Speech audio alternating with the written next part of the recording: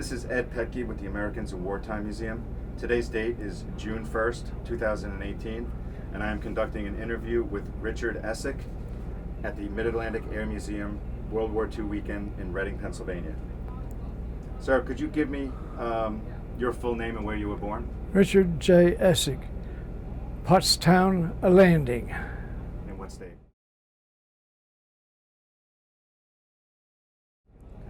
And what war did you serve in?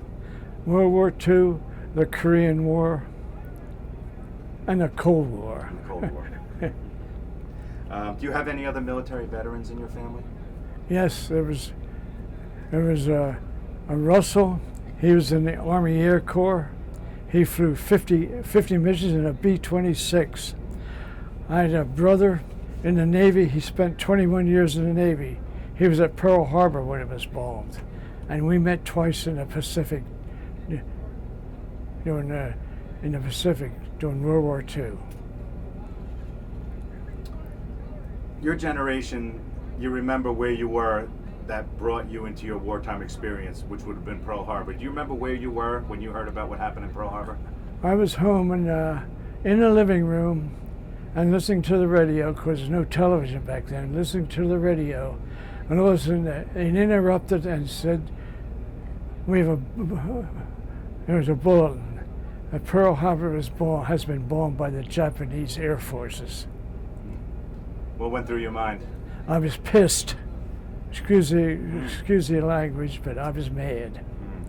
I was only 16 when the Pearl Harbor was bombed, and I just couldn't wait to get old enough, 17, to enlist. Exact your revenge, so Right. to speak. So I would say, why did you enter the military? It was in response to what happened at Pearl Harbor. I was mad, and a lot of us were back then. So were you hoping to go? You were hoping to go to war and go into combat? And Yes, well, when I went to enlist, the Navy recruiter, that's the one I was in the World War II in. I went to the Navy recruiter, and like a kid at 17, when I went to the Navy recruiter, and like a dumb kid at 17, I just wanted to see action. And the Navy recruiter said, all right, you want to see action, we'll put you in the Seabees. I said, well, you got to know something to go in the Seabees. I don't know nothing. I'm quitting high school. I want to go. I said, I don't know nothing. He said, don't worry about it. We'll teach you something. had you ever heard of the Seabees before that? I heard of it because at the grocery store in a little village, Pottstown Landing was a little village I lived in. And in the little village on the door in the store, or to a grocery store, there was a poster there, join the Seabees. So for those of us or people might watch this who don't know what the Seabees is, what are the Seabees? They're Navy combat engineers. They build airfield, anything. Engineers, roads, docks, anything. Construction type stuff? Construction, anything. And we were always attached with the Marines. When the Marines made an invasion, we were right there with them.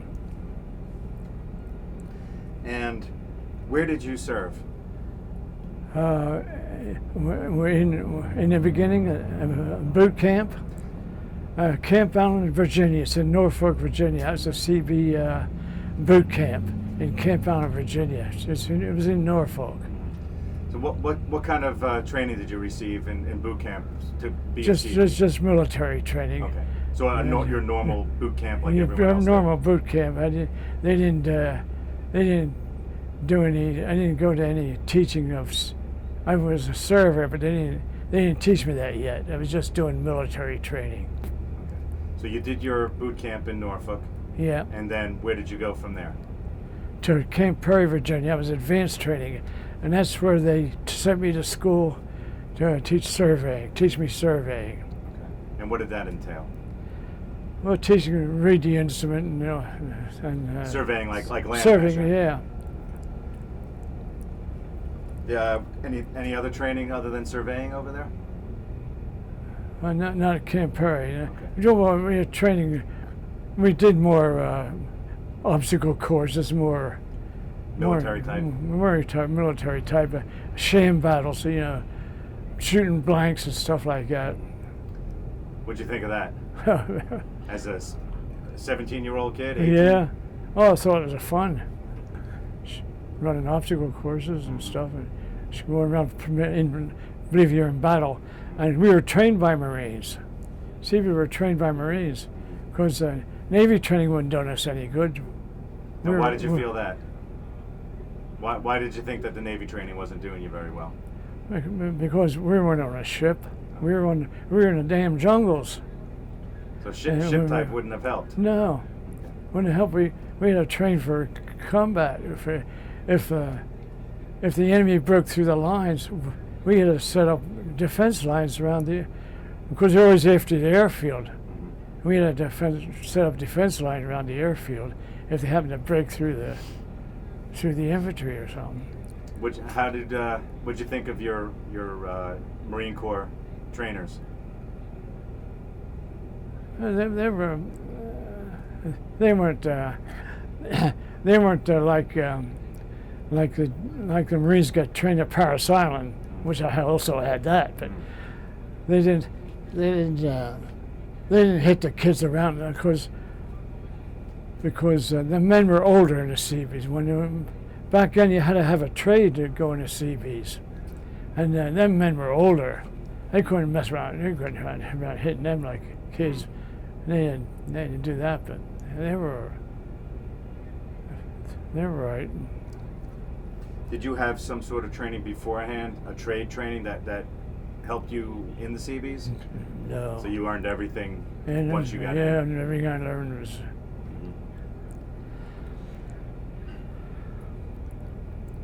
So you mentioned that you did get some training from Paris Island. Was that after this training here?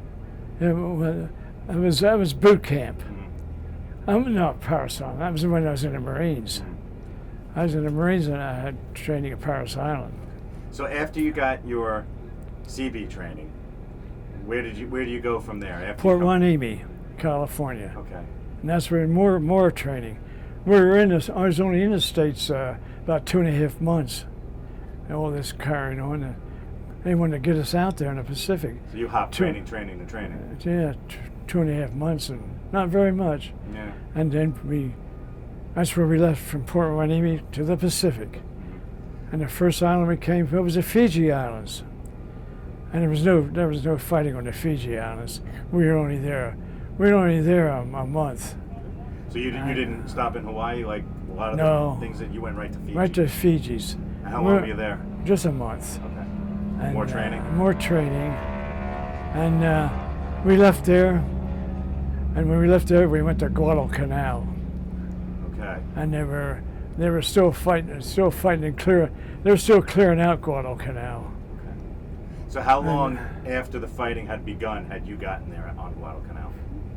It was let's see, August it started. August, September, October, November. November I got there. November of 42. 42. So when you get to Guadalcanal, you immediately start constructing, or do you start repairing? Yeah. Oh, Guadalcanal. Uh-huh. Yeah, we did help on Henderson Field. Okay. We weren't very long in Guadalcanal. We did help other battalions there in building Henderson Field. Okay. Now was that building it from scratch or repairing it from being damaged? The Japs were already building it. Oh, okay. And we just captured it and fixed it up and repaired it. And how long were you there doing that? Not very long. Maybe a month and a half or something like that. Not very long. And then after we got done, we got aboard LCIs. And we got aboard LCIs, Landing Craft Infantry. And we were in the harbor overnight. The battalion got on there, and we were waiting overnight for morning. And while we were in the harbor there waiting, we had an air raid. The Japs came down and bombed us because they found out we were going to invade somewhere. They found out and they come down and bombed us. We didn't get hit though, but they come down and bombed us. And there was a ship that was right beside us, a transport ship. They hit that U.S. John Penn. I still remember USS John Penn. I still remember that ship. So they were right beside you and got hit. Because we lost all hands on that ship. Yeah. Quite a scary, tense time. Yeah. Stepping back to Guadalcanal for a minute, while you were still there, were there any instances where, while you're repairing, like you said before, if they had broken through the lines, you had to defend? Yeah. Were there any instances where that happened? Oh no, not there. Not on Guadalcanal? It was pretty well cleared out. Okay. We weren't. They were on to the next island by the time. Yeah. Okay.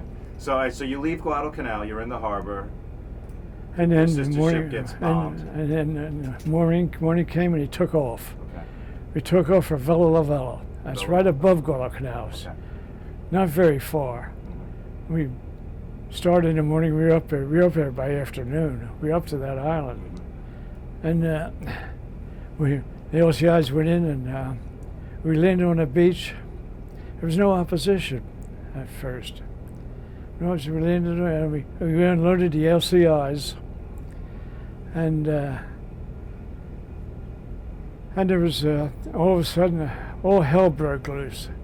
The Japs come over and bombed that devil out, strafing us on the beach. We got off there, and they were strafing and bombing us. And lucky there was nobody killed.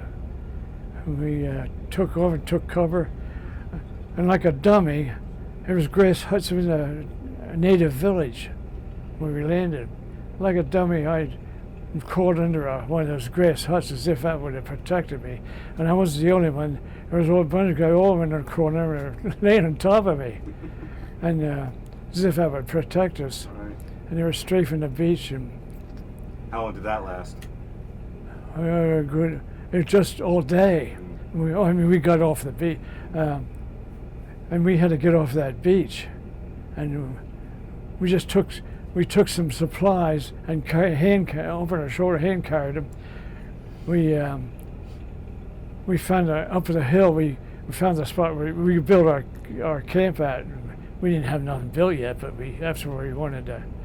That's where we went in advance. A survey gang went there in advance of that island. So there was nothing built there yet. Not yet. Okay. And we took off and carried our supplies, some of our stuff that we could take up that hill, get off of that beach, and it was a constant thing all day. They were bombing us.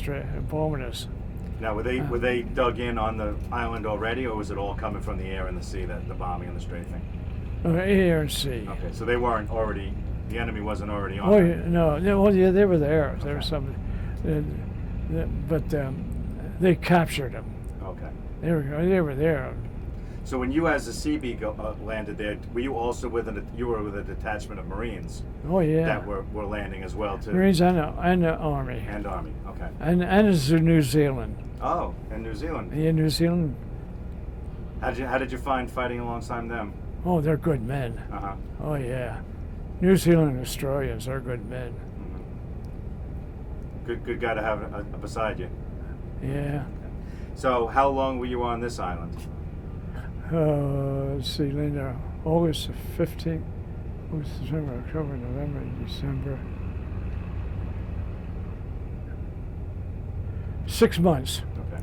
Built that airfield and built roads and stuff.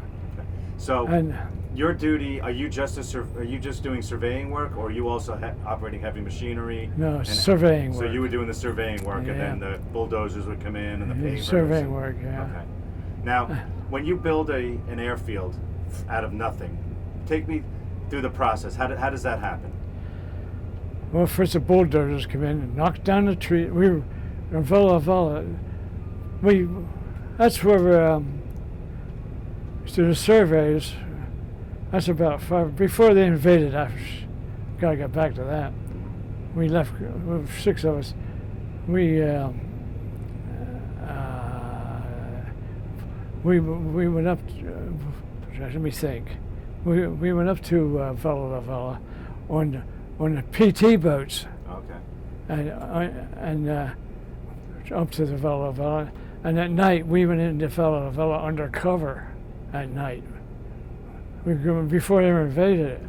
Under The darkness. Japs were roaming around. Okay. And Japs that they captured. Mm-hmm. And we went in and we picked the best spots where we could build an airfield and roads and stuff, but especially the airfield. And the airfield was right along the ocean, right side of the ocean, and there was less jungle there. So we didn't have less trees are knocked down and stuff. Okay. So we were glad to see the invasion come in. And yeah, well, I should say, what the heck? Yeah, I wasn't the one that. It was the other man when we were waiting at Guadalcanal that was being bombed, and when that Guadalcanal was, I got mixed up there.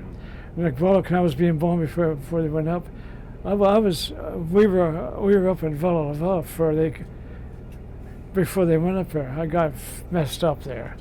We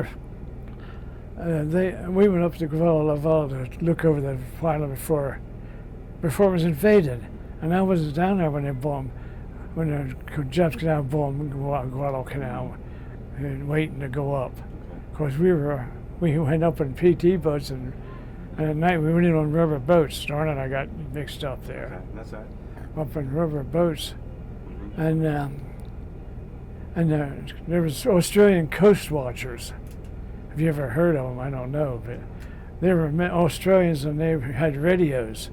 And they used to radio down to Guadalcanal whenever the ships were, recorded the slot up there between the Solomon Islands. Okay. And whenever the Jap ships are coming down that way and are going to bombard or something, they radio down to warn them down to Guadalcanal. Almost kind of like not really a forward observer, but an observer. Hey, listen, they're on their observer, way. yeah. And they helpful. And they hit us. They moved us around to keep away. And the natives hit us. The natives hit you? Yeah, hit us, yeah. What did they hit you with? Well, we were friendly. They were friendly with the natives, and they hit us, just moved us around. Well, the coast watchers had the natives with them, and they had the natives also. Mm-hmm. And so on La Vella, when you went next to the ocean, not as many trees. Yeah, not as many trees. So a lot of coral, though? Oh, well, not coral. That's all the mountains are made of is coral. Yeah. How was that to work with? Great. Mm-hmm. If it has coral. That's why we were looking for it.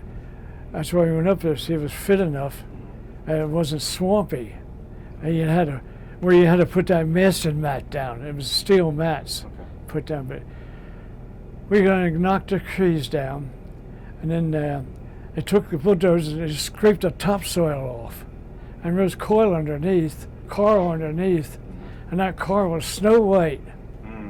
And the bulldozer scraped that top surface off, and there's coral there, and they just scraped the surface off and rolled it out and leveled it, and they take trucks with salt water in it, and they sprayed it with salt water.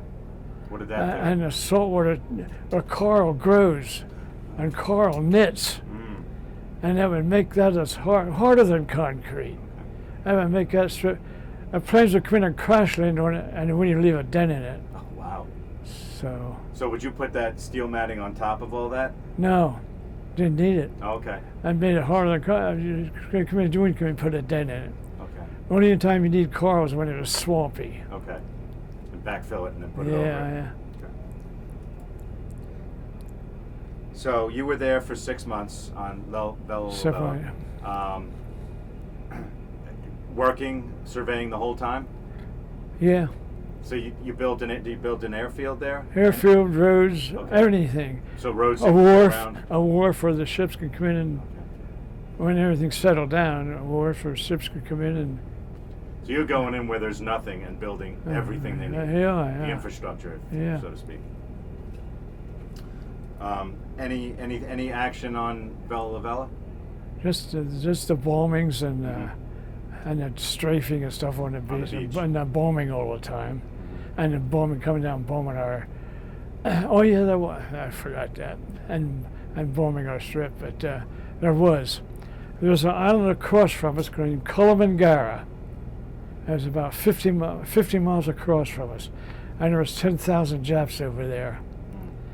And we also built a PT base in Vella Vella, and the Japs were trying to invade us on landing barges. Took barges across that little 15 miles or so it was. They were trying to invade us, come over to Vella, invade us on barges, and the PT boats went out there and they knocked them out, most of them. Some did get ashore. It was condition black. Okay. And we went down with the Marines and Army and the New Zealanders, and we went down to the beach with them, and we fought them off. And so you're not going down as your CB duties. You're we were repelling the down invasion. there with our arms, and Okay. we had weapons. Okay. What weapon did you carry? Well, in the beginning, we had Springfield 03s of World War I weapons. The bolt actions. Yeah, Springfield 01s. What'd you think of But it those? was a good rifle, but it was, bolt action. Not as quick. It was quick, but it was a good accurate. And World War I rifles had in the beginning. But, And then what did you use after that? That's it. After the Springfield We got the Grand, the Okay. M1. What'd you think of the M1? Oh, 8 rounds, bang, bang, bang, bang. A nice upgrade. Yeah. Now, the Japanese soldiers they're using bolt actions. Oh yeah. Throughout the whole war. Well, we're the only ones that had the semi-automatic basic infantry weapon. Germans had bolt action. English had bolt action. Japs, they all had bolt action. We're the only country that had a semi-automatic. A nice leg up on The on basic things. infantry Yeah. weapon. Okay. Did you carry a sidearm as well? No, No, never happened. only machine gunners, Okay. officers, of course, but we didn't. So on a typical day, if you're doing your duties, constructing, you're surveying the area. All right, we need this elevation for the airfield, for the roads, and this and that. What percentage of the whole operation is the surveying part of it? Oh, a lot there in the beginning. They had a surveyor first cut, fill, had to tell where the bulldozers and graders and stuff, where they could cut and fill. We had a survey out where to put the stakes in, and we'd mark on their mark line where to cut, where to fill. Okay. They ain't gonna do nothing with us for surveying at first, where Do they the had backbone. where they could cut and fill and stuff. Okay. So after Vella Vella, where do you go from there? A fella, we went back down to Guadalcanal, just to go. We were on our way to New Zealand for rest and recuperation, because we were pretty well beat up, Okay. malaria and stuff, and guys a little bit shell shocked and stuff, and from all the bombings and stuff, and we were going to Guadalcanal on our way to New Zealand Okay. for rest and recuperation. And in the meantime, my brother was at Marito Santo.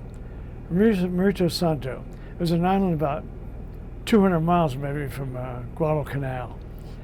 And he knew I was in the area somewhere. And he in the 58th CB Battalion. And he was in the island somewhere. He went to the duty officer, and he was on a ship and he was anchored there, and he went to his officer, and he said, "I know my brother's in the area." He says, "Can I have some time off to go look for him?"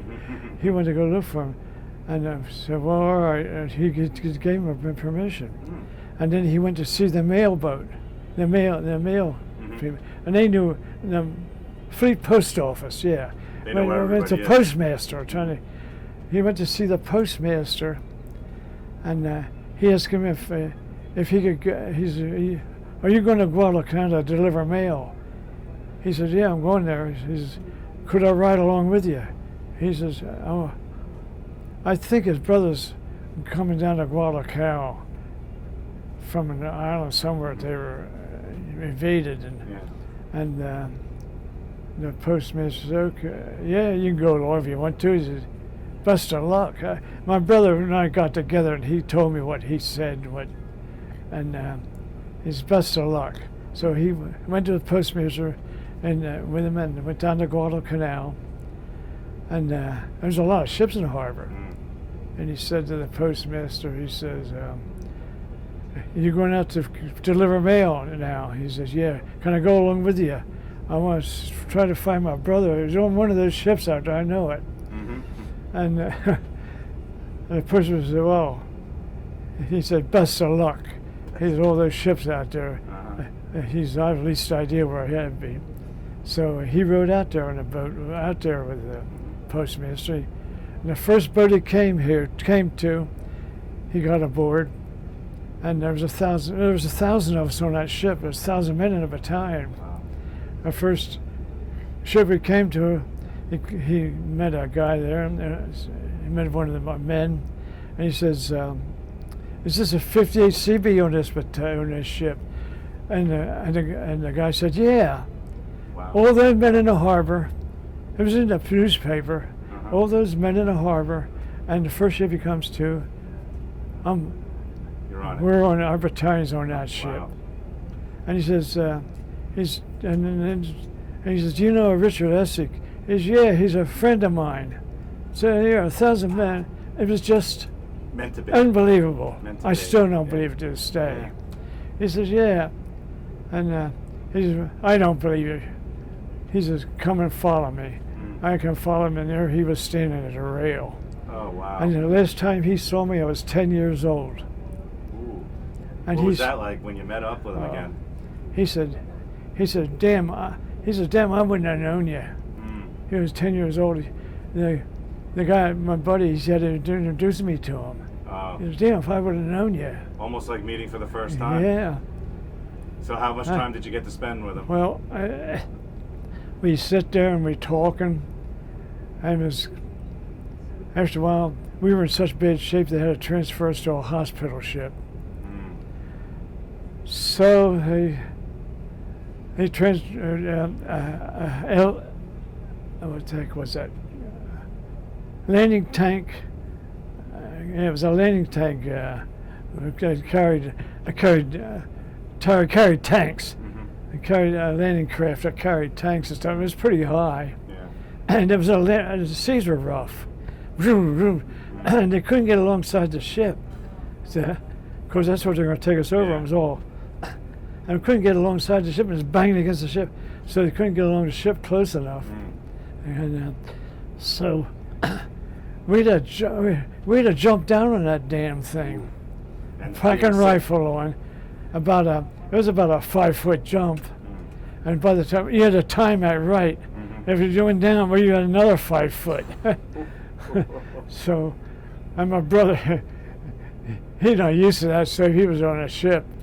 And so we got on that darn thing and started crossing. It was rough. And the guys were sick. Some guys were malaria, and they were puking, and the deck was slippery. We were slipping and sliding. And my brother says, "What the devil did you ever listen to this outfit for?" He said, and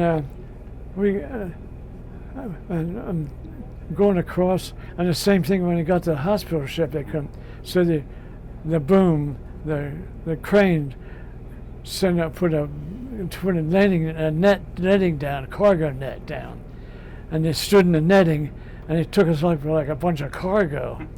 But now I wasn't about to do that. My brother stood in it. I went up, and my brother stood in the bottom. He went up, and he was right in the bottom. The guys were laying on him. I hung on the outside. And we went up, and we went over there, and we landed down in the hospital ship, like a bunch of cargo. And we sat there for a good while. Sit there all night we sit there and talked. And then came morning, and the ship was starting to weigh anchor. We were going to start to go to New Zealand, and he was still on that damn ship. Uh-oh. And he said, I got to get off the ship. I'll be AWOL. And just lucky a pilot boat came out. I was going to a pilot boat. He yelled at the pilot, "Hey, I got to get off this ship." I was trying the pilot boat come over and say, "Hurry up!" He yelled at him, but he went down the ladder and got on the pilot boat, and he went off, and we were waving and waving. Lucky he got off that ship, or he'd have been AWOL. Oh yeah. And so nice visit if I hadn't seen him in a long time. Yeah, of course we went over all this stuff together sitting in the kitchen one day. What was said and what we tried to remember what we yelled at each other. And he said, yeah, and he got off, and then we took off and went to New Zealand, and that was great. New Zealand was wonderful. They treated us like kings. And they left us off for a week and no duties. Do whatever you want to do. So what'd you do in New Zealand? And we went to Thames, New Zealand, a little fishing village. And these people, they had a bicycle shop. And me and a buddy of mine, we went there, and we rented a bicycle to ride around. And we got acquainted with that family, the Woods family. I still remember their name. Woods family.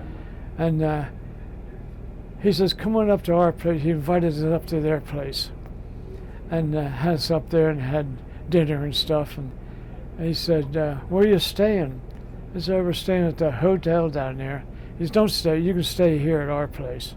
Nice. So very hospitable. Oh yeah. And we stayed in bed. They gave us breakfast in bed. Wow. And then we were eating dinner one day, and this lady she's about 60 years old, I guess, a lady of the house. She was a ruler of the house, I guess, 60 years old. And she says to me, she says, "What are you doing over here? You're only a child," which I was. I had just turned 18. Wow. I was already over there a year. Mm-hmm. He was just 18. So how do you answer a question like that? I said, I just had to do it. What could I answer? I said, I was just mad at what they did to us. Mm-hmm. So then we were in New Zealand too short of a month, 2 months and a half, maybe too short. Back in the stinking jungles, back to Russell Island. Russell, okay. Nothing but coconut groves, full of coconuts, dropping around, almost hitting you in the head. And rats as big as dogs. Wow. I mean, they were as big as dogs, those rats. So finally we trained there, we were training there, and we got equipment and stuff, and we took off, and we invaded Admiralty Islands, just above New Guinea, there. And we built a fueling place for fuel, to fuel the fleet. We built a large fueling oil to fuel the fleet. Ship fuel or ship and airplane? Ship fuel. Okay. It's just in big fuel tanks. Ship fuel to fuel the fleet. How long were you on that island? We were there about 8 months. Let's see, wait a minute. That was there 8 months too, yeah. So just long enough, you land on island just long we enough were to get 6 everything months. built? 6 months on there. Okay. And it's time to leave.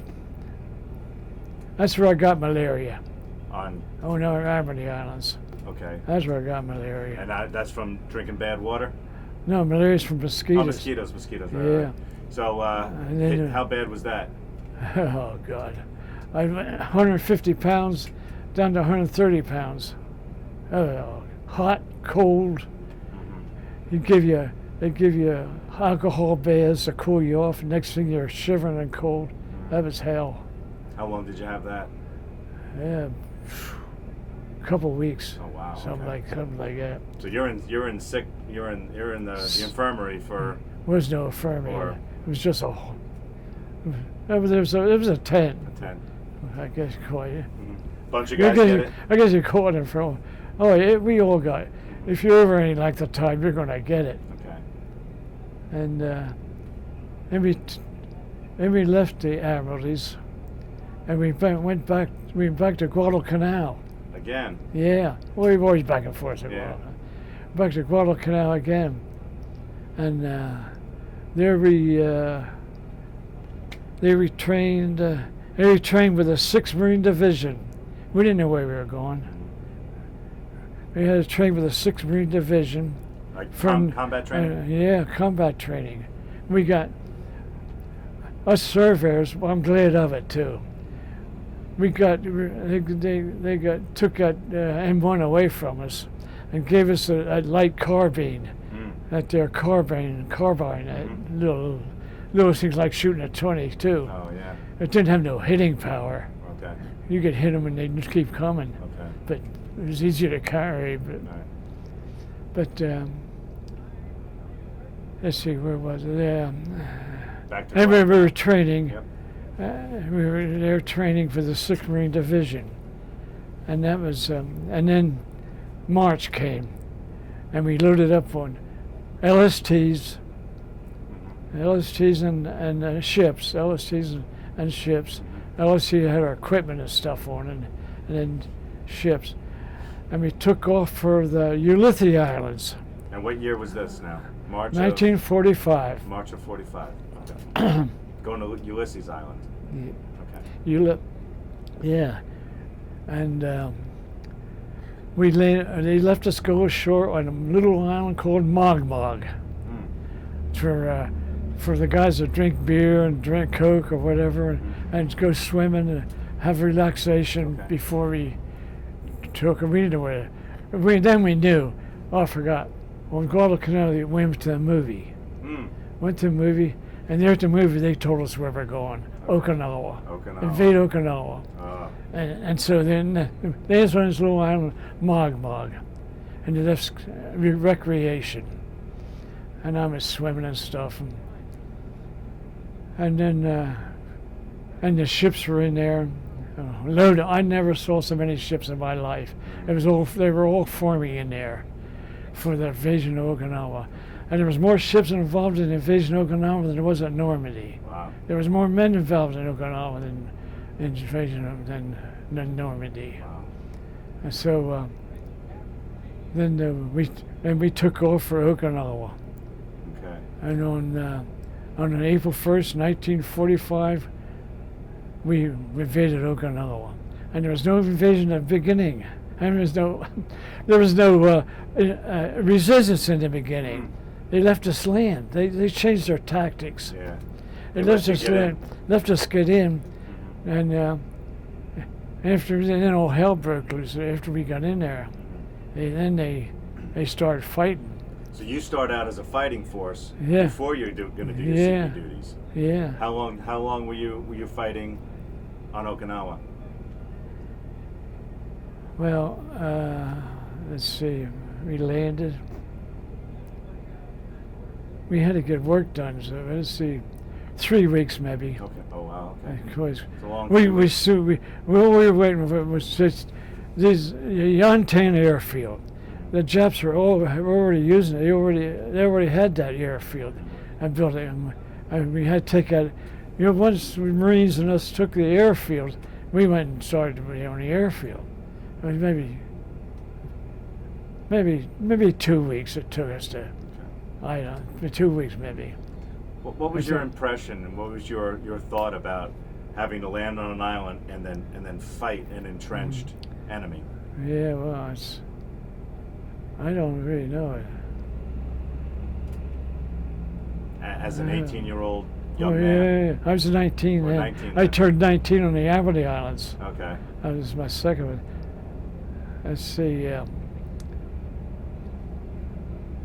My impression of Okinawa.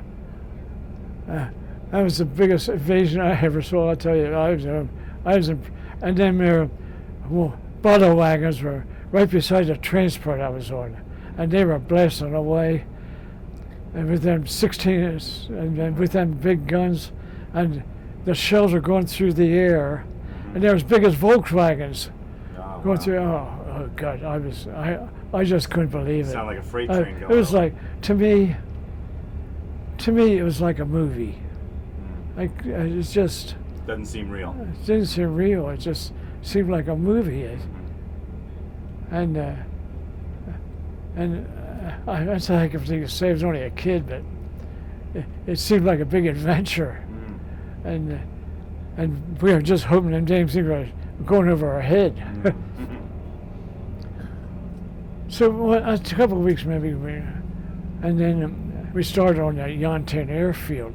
We had to get that thing. Jobs already had it, but we had it. It was nothing. They couldn't build stuff like we did. Nice. Bull by hand, trampling by hand, all that baloney. It was all very crude. They had rollers and stuff, but they were like ours. And we had to rebuild it. And, adapted to our aircraft. Yeah. Trying to get in there. Yeah. And we were bothered by snipers and stuff while I built it.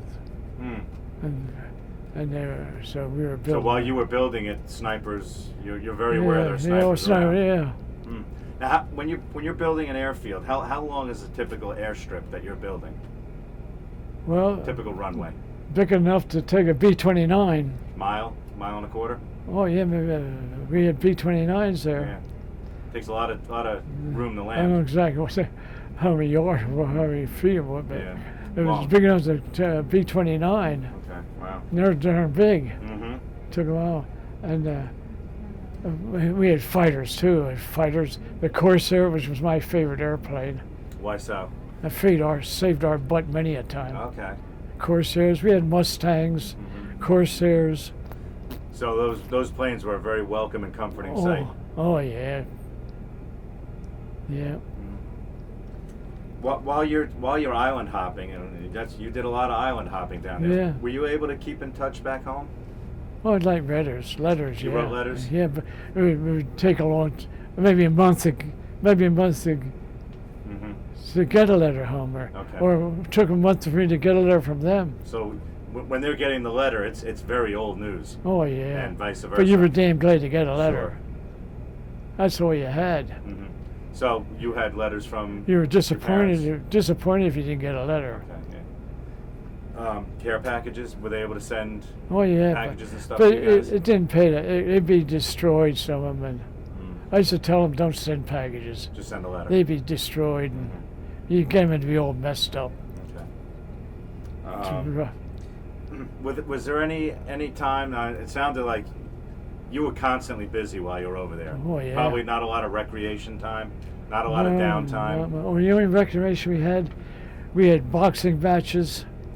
Okay. We had boxing matches. Did you partake? No, I wasn't. No, we went. Used to be crowded. Guys going down there, where they boxed in this building we built. Okay. Now, was it within the services, or would you have Army versus? We fight Marines. Okay. Fight anybody. Just fight them all. Yeah. That place would be filled. Okay. Guy yelling and stuff. Right. Yeah, some sort of normalcy like home. And baseball. Oh, okay. I played baseball. Okay. When after recreation, That's what played you like to baseball. do, play baseball? And I was always playing catch and stuff with guys. You were able to get baseball equipment and stuff with to you guys? Any major incidents stand out?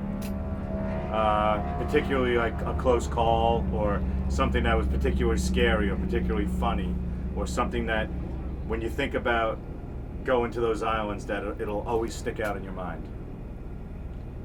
I'm sure meeting up with your brother was one of them. Oh, that was one of them, yeah. Twice we met. Oh, twice you met. Met in I gotta tell you that. Okinawa we met again. And what was he doing at the time? What was his He was on land duty then. Okay. He got land duty then. Was he a CB also, or was he? No, he was in the regular Navy. He was Navy. 21 years in the Navy. Okay. He was Pearl Harbor was bombed. Oh, wow. And he got land duty there in Okinawa. And he knew where my battalion was, somewhere in Okinawa. And it wasn't easy for him to find out where my battalion was. Sure. And he came, and of course there's a big 58 CB battalion out in front of the place, our camp. And he came there, and he went to the engineering office, engineering tent, and he says, he asked the people, he said, Richard, you know where Richard Essick is? He said, yeah, he's up on the airfield, and they're working on the airfield up there. He said, they'll be back shortly. If you wait here, they'll be back. So after waiting a while, I went back on the back of a truck, went back, and I jumped off a truck, and where he was standing, first thing I says, Ralph, not again. And so you saw more time during the war than you had back home. Yeah. Nice surprise again? Yeah, oh God. And so, and then and then him and I, we went to, one time we went to a movie, outdoor movie, sitting on gas drums, empty gas drums. That stunk like a devil, gas, outdoor, of course, into a movie. And we were sitting there watching this movie, me and my brother. All of a sudden, anti-aircraft guns started to fire, and the ships on the land started to fire out in the ships out in the harbor. And those anti-aircraft bursting up there, and that's shells. Shrapnel's coming down. Oh boy! That stuff comes down. While you're watching the movie. Watching on the movie, and the shrapnel was whistling around. We got brothers, get the devil out of here, and we run up a road. And we still didn't get. We run up the road and we run into a tent as if that was going to. It's like the grass hut all over. Yeah, we run into a tent, and we were a lot of guys in there. We were yelling and carrying. We were yelling, "The war's over! The war's over!" And after a while, something ripped through the tent, and the tent had floorboards, and it went through the floorboards, whatever it was. But they found out there was a 20-millimeter shell, dud. Oh, wow. We were lucky. Yeah. It just wasn't our day to go. So we run out of that tent after that and run up to my tent. And we sat out there and we talked. And he had his 45 with him. And boom, boom, he's shooting that up in the air. And that shrapnel was shoo, shoo, around our heads. And he's my brother. He had more sense than I did. He was 30-some years old then. Oh, okay. So, he was old enough to be my dad. Oh, yeah. He said, "Come on, you gotta take cover." So we run into a sandbag covered over, and waited it out. And so that was you were sitting next to your brother in a movie Yeah. on an island when the war ended. Yeah. What movie were you watching? Do you remember? Oh, I don't remember that. I don't remember that. Okay, so the war's over. Yeah. What happens now? Well, the war's over, and the men started to go home. Okay. They started to go, not me. The men started to go home soon after. Let's see, then August the war was over there, August 15th. So the men started to leave, and they were getting on trucks, and I was standing there. I was standing there watching them leave and saying so long to them. My two known was my buddies, and they were waving, waving at me. They were all leaving a whole line of trucks with them going out to the ships. I was waving to my buddies and stuff. Pissed off. That you were staying? I was staying. Now, why were you staying behind? Well, this officer said, I said, why am I staying? Everybody's going, I'm the original. We got replacements in and stuff. Because we were getting ready to invade Japan. Yeah. We had new equipment and new replacements. And the war's over, why am I going? We're not going out with my buddies. And he says, well, you got to stay here. We're getting these new replacements in. You got to stay here and train them. I says, me? I says, I'm a 19-year-old kid. Yeah. I says, these guys are old enough to be my old man. So he says, that don't matter. No matter what age you are, you've got the experience. You've been out here 3 years. You've been seeing action. It don't matter. They have seen nothing. Just got here. It don't matter what age you are. So, so okay.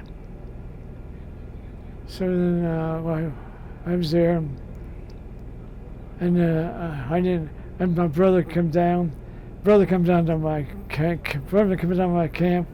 and he said, and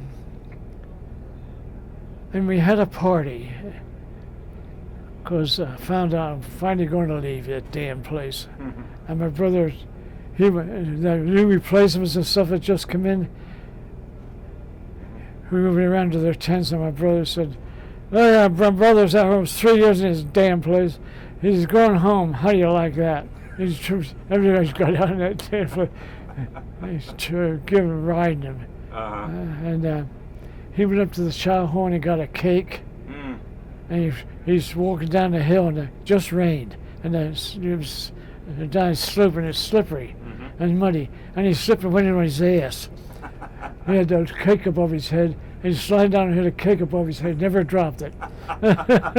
Priorities. Right. I'll never forget that. Yeah.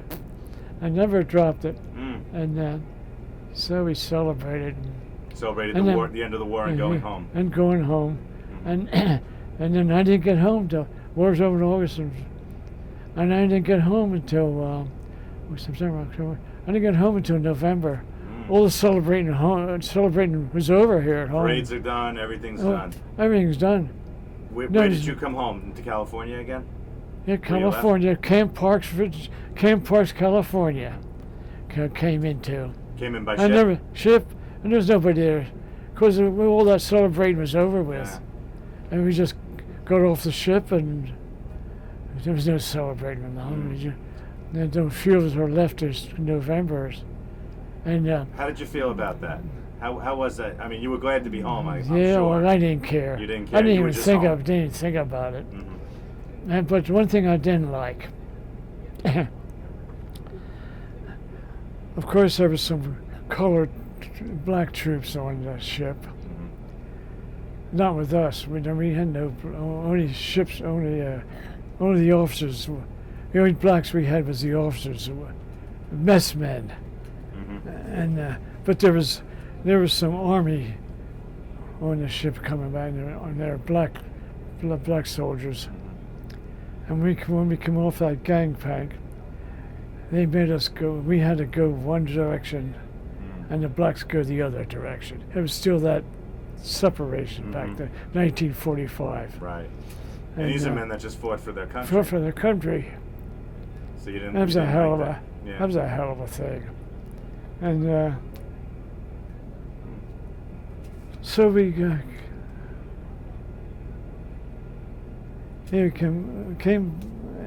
came home. We came back, got off the ship, and got physicals at Camp Park.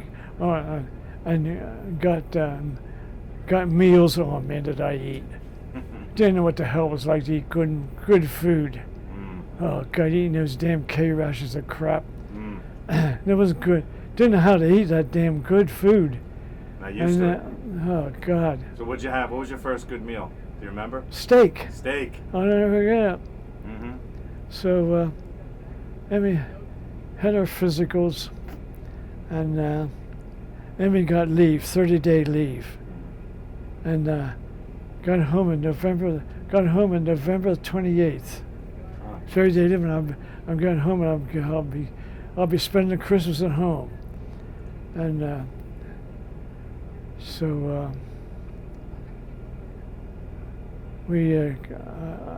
I'm going. Listen to me. Yeah, my buddy of mine. We got in a train, went across country on a train, and we went to his. And he lived in Philadelphia. We went to his place first. Went to his place, and we sit around talking. And his father, he said, "Well, I guess you want to get home. You're anxious to get home." He's you call home and tell him you're home. Tell him you're back and you're down here in Philadelphia. And he says, "I'll take you out to the train, and I'll take you up to Pottstown." Nice. So. This is your buddy's father. Huh? This is your buddy's father. Yeah. Yeah. take you up to Pottstown. I said, okay. So I got on to, he took me up to get the train. I waited there, and the trains came up to, went up to Pottstown on the train. And I waited at Pottstown for a while, and my brother came in the car, and he picked me up. And first thing he said, we were driving home. First thing he said to me is, "What's wrong with your face?" Because I forgot to tell you that I had malaria. Yeah. But they gave us, even if you didn't have malaria, they gave us a little yellow pill. And that didn't keep you from getting malaria, but it kept you from fighting it off. Once you got it, it kept you, help you fight it off. A little yellow pill. Yeah. And it made your skin yellow. Oh. You look like yellow, and you're brown from that Pacific, and you're a yellow-brown color. Oof. You look, Weird combination. you had a yellowish-brown color. And that's why he asked, "What's wrong with your face?" I said, well, I told him, I said, that's from cause taking that malaria pill. How long did it take to work itself out? It wore itself out. I forget how long it took to wear it off. But you could always tell a guy, you could always tell a man I was in the Pacific after the war, because he had that yellowish-brown look. Suntan and yellow. And yellow. Yeah. So how was it walking back into your house after? How long? 3 years? After 3 years, he got me home, and I walked in the door. My mom was there waiting for me. My sisters were there first, and my mother was behind them, and my sister stepped aside. And, "Mom, here's Richard." And I walked in the door, and she came and hugged me, and and she came and hugged me, and she says, "Where's my little boy at?" And I said, "Well, no more little boy, I guess." I grew up. I was 20 years old by that time. An experienced man by then. Yeah. Yeah. Yeah. Okay, so you're going back out. You're in Philadelphia Navy Yard. Navy Yard. Yard. To New York. Go Simpson Navy base in New York. That's where I got my discharge. Oh, okay. And I went home. So you had to go to New York to come back home and discharge, right? Crazy. Yeah. And then I came home, and I got a job at Bethlehem Steel. Okay. I got a job at Bethlehem Steel. Doing what? And welding. Oh. I learned to weld. You learned to weld while you were in the Seabees? No, I was a surveyor in the Navy. Okay. I learned to weld at Bethlehem Steel. Oh, okay. And at Bethlehem Steel, I worked there at Bethlehem Steel and in Pottstown. What did they make there? Fabrication plant. We fabricated parts for different buildings and big stuff. Okay, not non-military. No. Okay, it's like infrastructure for a city. Bridges and buildings, and then we built in Bethlehem Steel, and let me think. How long did you work there? Oh yeah, that's right. I worked at Bethlehem Steel for 6 years. For 6 years, and then the Korean War came. So you're still a young man. I was 27, and I went. I was 27, and I decided to join the Marine Corps. Okay. The Korean War came along. I decided to join the Marine Corps. So I enlisted in the Marine Corps. Went to Parris Island. Okay. As a 27-year-old man? Yeah, boot camp. How was that? Well, it was a. They treated me good. The DI. This DI, he was in Okinawa, and he loved the Seabees. Marines and Seabees were like that, and. So they had a mutual respect that you had already been to war. Because I'd seen in the war, and this DI took me, come with me. He sent me in his car and talked to me. He says, listen, I'm not going to treat you like I treat these kids here. Mm-hmm. He says, you've been through it. He says, just you have to do, train. I needed a retraining and stuff. It's been a while. And he said, just do your thing. And he said, you're not going to be treated like your mothers are treated, and you're going to be different. Okay.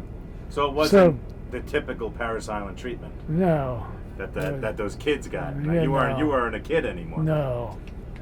So. If I had training, I wanted the training. Mm-hmm. Okay. So of course. So you enjoyed it. Back then they slapped the kids around. Mm-hmm. Yeah. Oh yeah. And they slapped kids around and stuff. So I went to Paris Island, went through that, and I went to Camp Perry, Virginia. That was war training, advanced training. Now, what was your specialty now? Infantry. Infantry. Yeah. Okay. All Marines are infantry. Every Marine's an infantryman. First. If you're a pilot, I don't care what you are, you're an infantryman. Yep. The Commandant of the Marine Corps is an infantryman. Yep. I don't care what you are. Because you can always grab that rifle and go to work. Yeah.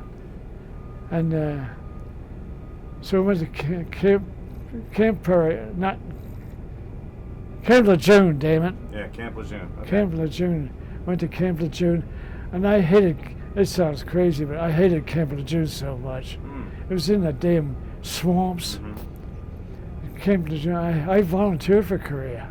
Oh. Yeah. Wow, so you enlisted again. Yeah. Okay. So I enlisted in Marines, but at Camp Lejeune I volunteered for Korea. Yeah. So had you had the same type of feeling for World War II? You were mad. You wanted to go over. Oh yeah. Well, yeah. Do you remember how you heard about the Korean War breaking out? What were you doing when you heard about that? Well, I was on Lejeune. Okay. And then you heard about that. Yeah. Okay. So after camp, no, 1950s when I heard about Yeah. it. I didn't go until 1950. Do you remember where you were when you heard about it? Oh yeah, Bethlehem Steel. You were at that's when I won. 52 is when I enlisted in the Marines. Okay. 50 is when it started. Okay. I didn't go until 2 years later. So after you get to Lejeune, where do you go from there? Lejeune went to Camp Pendleton. Okay, California. For more advanced training. Climbing mountains. Oh, very hilly, very mountainous over Oh there in God, Korea's mountains. All you did was Camp Pendleton's nothing but mountains. We climbing mountains. What'd you think of that? Oh man, I loved it. Yeah. Okay. I was 27, but adventurous I again? loved it. Yeah, climbing mountains and yeah. So. And I had battles and stuff and shooting real ammunition. Okay. I had places where you were shooting real ammunition at these battles we did. So you have you have a Garand at this time? Oh yeah, okay. No more bolt action. No more bolt action. So after Lejeune, after Pendleton. After Pendleton, and it was Korea. Where in Korea did you land? Oh, that port. Incheon. Incheon. Incheon. Okay. Now, did you get there during the winter time or during the warmer time? It was a warmer when I got there. Because those winters. Oh, they're infamous. 30 below zero. Yeah. Incheon. Okay, so what did you think of Korea? Now you had the Pacific to kind of. Oh, that I don't know which one's worse. I don't know. Okay. One's bad. The other, I don't know. Different kind of terrain. Living in a tent. Oh God. So once you got over to Incheon, what do you do? Infantry training and stuff. Okay. And of course. At that time, by that time, the peace talks were going on. Okay, so you not much combat. Oh yeah. Well, while the peace talks were going on, that's when all that pork chop hill stuff was going on. That's when they were fighting for their stinking hill, because the commies were trying to take land as much as they could be for the peace talks. Okay. I'm glad I didn't get to that damn reservoir where they chosen. Yeah. No, I didn't get there till later. Okay. And but it was still a damn hill, so them stinking hills there for still some fighting going on. Okay, so you saw some action over Yeah. in Korea as well. Different kind of fighting? Oh yeah, it wasn't jungle there. Uh-huh. It was just Mountains and fields. Mountains and scrub stuff. Mm-hmm. So eventually you get to the winter time over there. Yeah, 30 below. Uh-huh. Yeah. Exposed outside. I was brutal living in a tent. Uh-huh. Oh God. So the Pacific didn't sound so bad back then when it was a little bit warmer, huh? Yeah. Oh, so God. how long were you over in Korea? 15 months. 15 months, okay. Yeah. So you were there until the end? Yeah. Okay. Now, I was how did there you- to the peace dog. how did you find out? Like you were at a movie on Okinawa when you heard about the end of that war. What were you doing when you found out that you were going to be done over there? Not much. Nothing, just Nah. one day. Yeah. Okay. Just over. What did you do?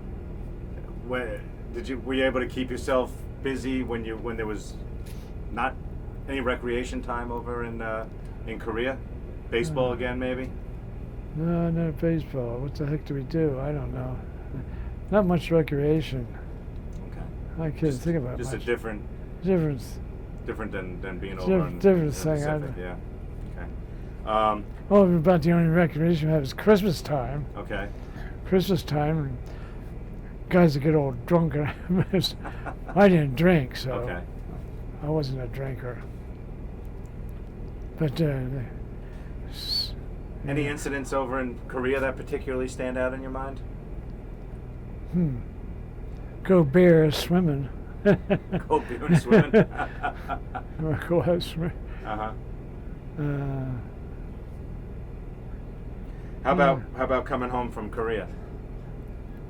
oh yeah. It's coming home. Yeah, we were on the we got aboard the ship. Coming home, I told you we got aboard the ship, and there was a gook, called them gooks, on a little rowboat had a mast on it. It had a mast on this rowboat because he had a sailor sometimes. Had a mast up there, and my buddy said, "Well, I'm gonna lasso that sucker." He gets a lasso and he misses a couple times, and he finally got that mast on, and going that and he's rocking because we were sick of some damn gooks. And we were rocking, and I could go doing yelling at him, and he was rocking that damn. One last little That's gotcha. a fling out of there. Right. So when you left Korea, where did you come? Would you come home through California again? Yeah, California. Same spot? Yeah. Different No. Cameron's. Oh, Treasure Island in California. Okay. I'm getting so many Yeah. Treasure Island, California. Okay. And we could see Alcatraz from there. Okay, what was that like? Now Alcatraz was still in operation back then. Yeah.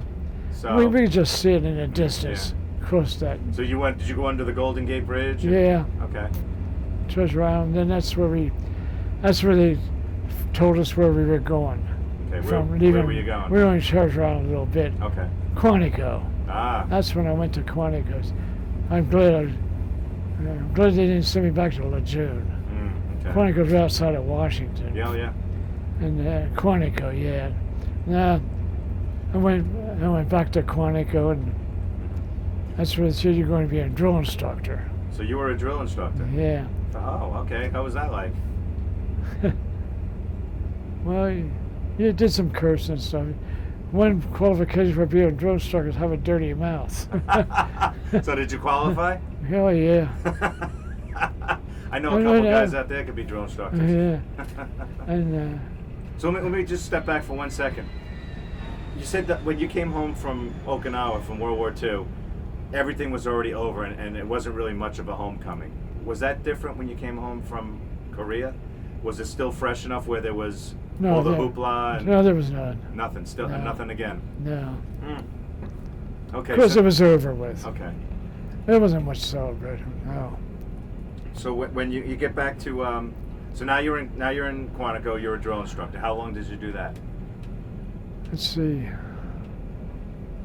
I got there in 55. A year, I guess. Okay. Yeah. What did you think of that assignment? How'd you like it? That was all right. It was okay? Yeah.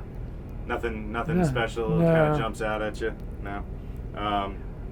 What was your impression of Quantico back in those good. days? Oh, that was a spit polished place. Uh-huh. That was a spit polished place. You had to be neat all the time. Okay. The general, he had a flag on his car, you know. He was in charge of Quantico and stuff. Mm-hmm.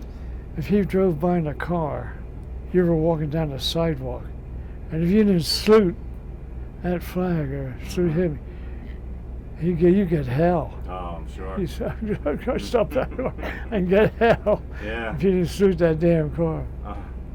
So I'm sure you That was made spit sure you- polished place. Yeah. And we always having parades. Uh-huh. Somebody would be retired and they had to have a parade for him. Always having parades. Always parades. It was spit polish. Yeah. But in a good way. Yeah. Okay. And Quantico and the Marines in 1956. 1956, I got discharged from the Marines. Okay. 52 to 56, I got discharged from the Marines. I was a sergeant. Okay. I went into the Air Force, and I kept my rank. I went into the Air Force and kept my rank as sergeant. At first, I was going to join the Navy. I was going to go back in the Navy, but I was going to lose a stripe. Oh, okay. So I went to, and I always, what I needed was the officer to swear me in. I'd been back in the Navy, but the officer wasn't there. He said, well, you come back after lunch and then we'll swear you in. So I went to lunch, and while I was at lunch, you had my physical with the Navy and passed. So I come back to having lunch, and the Air Force recruiters were in there. And then they invited me over to sit with them, and they they saw me over there, the Navy recruiting office there. He said, oh, you just joined the Navy. I said, yeah, back again. He said, but I'm losing a stripe. As you come in the Air Force, you'll keep your stripe. You'll go in it. You can keep your stripe. Sold. I said, well, I can't. I said, I can't refuse that. Yeah. So what did you do in the Air Force? I was ordnance. Ah. As in ordnance. Okay. Of course, I knew weapons from being a Marines. Sure. I knew ordnance, and we loaded B-52s for bombs and stuff like that, rockets and. This is during the Cold War time. Cold War time. In Russia. And luckily, never had to use those If bombs. they had ever tried anything, we're the ones that would have bombed them. With the bombs you put on. Yeah.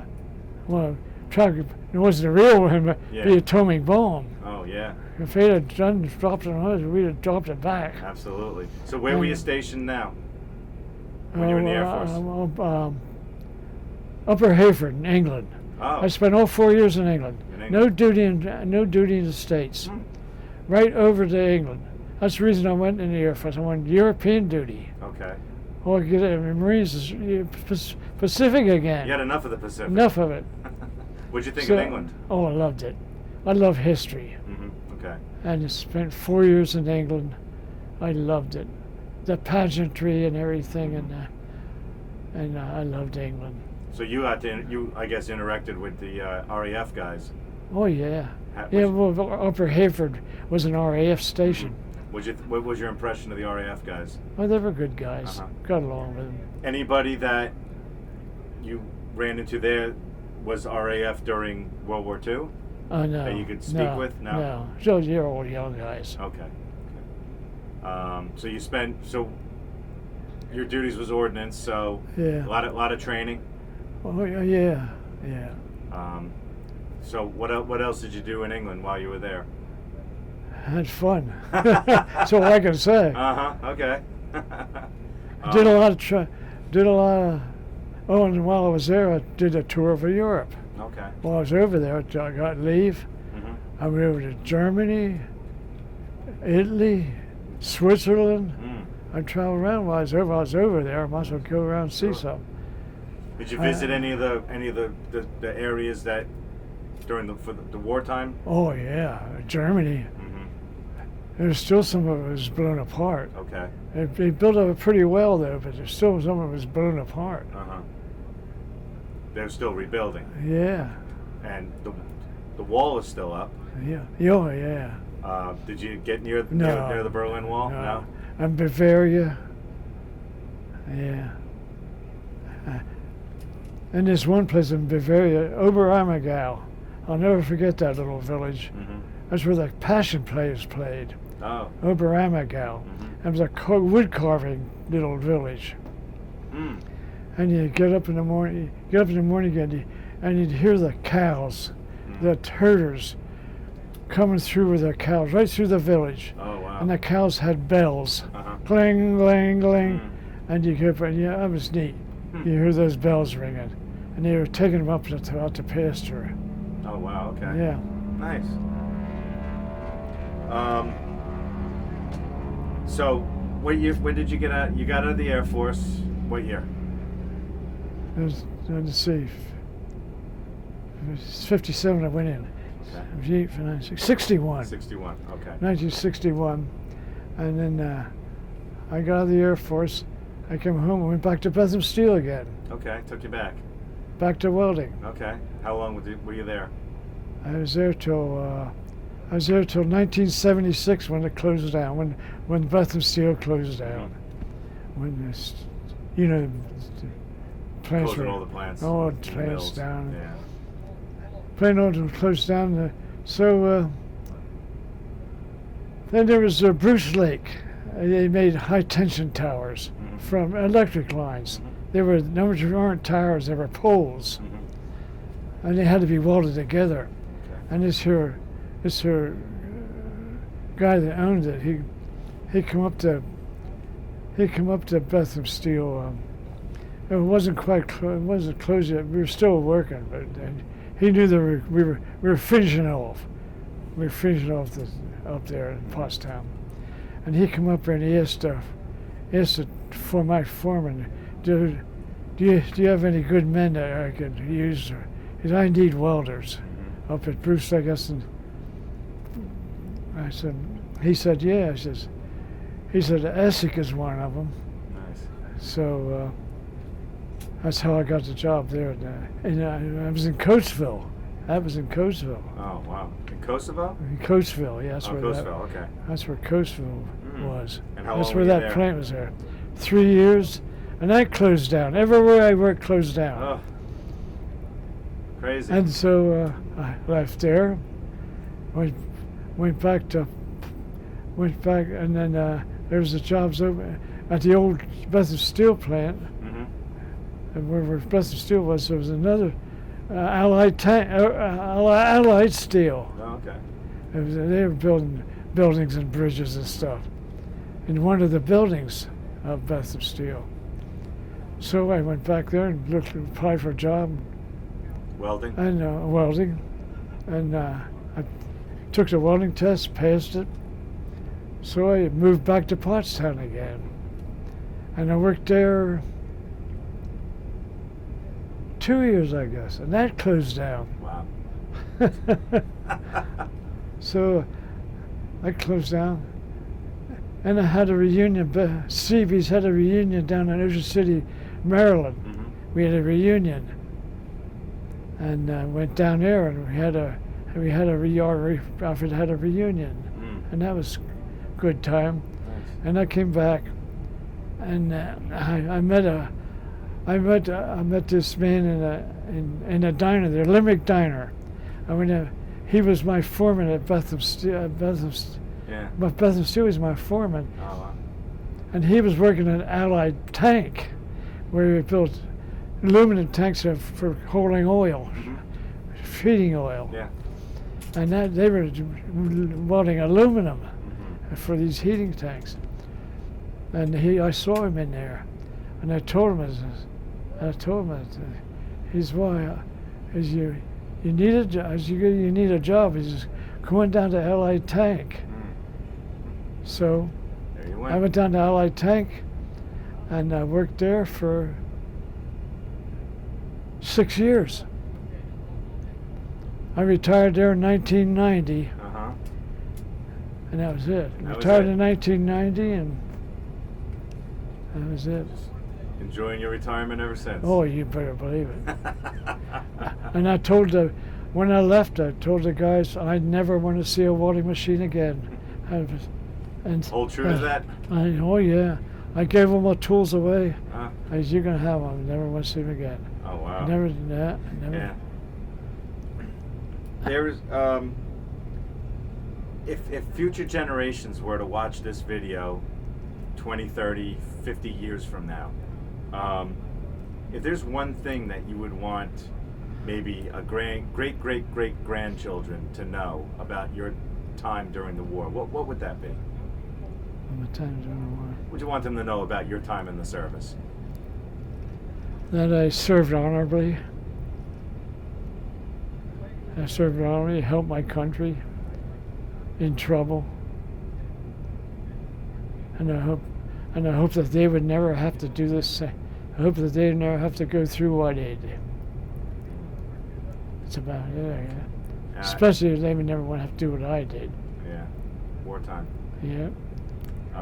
Is there anything anything else you'd like to add that we didn't talk about today? Anything else that you'd like the world to know about you or your time in the war? Or your military service? Let's see.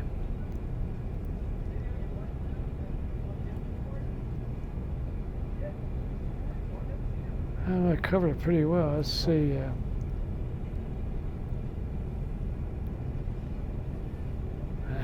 I really can't think of anything. Okay. Well, you've definitely told quite a story today, and I'd like to thank you on behalf of the Americans in Wartime Museum. Yeah. I'd like to thank you for sitting down and speaking with me today. Yeah. Okay. It's been a real pleasure. Yeah. And thank you for your service, sir. Yeah. Okay.